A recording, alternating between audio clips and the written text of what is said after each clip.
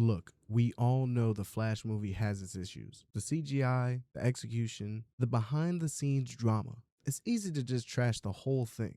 But if I'm being completely honest as a superhero fan, there were a few elements of this movie I think they actually got right, and I want to talk about them. First is the world building.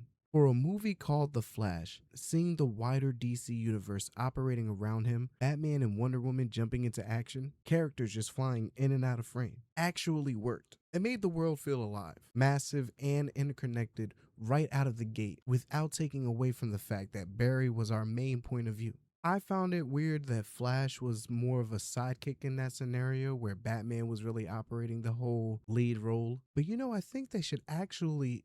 Nah, never mind. But then we get to Michael Keaton. Can we talk about how incredible his action choreography was? The way he utilized the batarangs, the sheer speed, the classic kinetic movement. It was a perfect, modernized evolution of a legacy character. It was neck and neck with Ben Affleck's street level brutality. Also, speaking honestly, the actual science and logic of the multiverse explained by Michael Keaton's Batman, the whole spaghetti analogy where changing the past doesn't just create a branch but retroactively alters the past and the future, was a brilliant, fresh take on just how time travel works. Until the third act, because that's where the movie completely jumped ship for me. The moment we hit the chrono ball with those uncanny valley bubble spear things and that weird distorted Dark Flash or Savitar or whatever he was calling himself, the execution completely collapsed under its own weight. They took a grounded, high concept emotional story about a guy trying to save his mom and turned it into an overwhelming messy CGI spectacle. But we all know that now.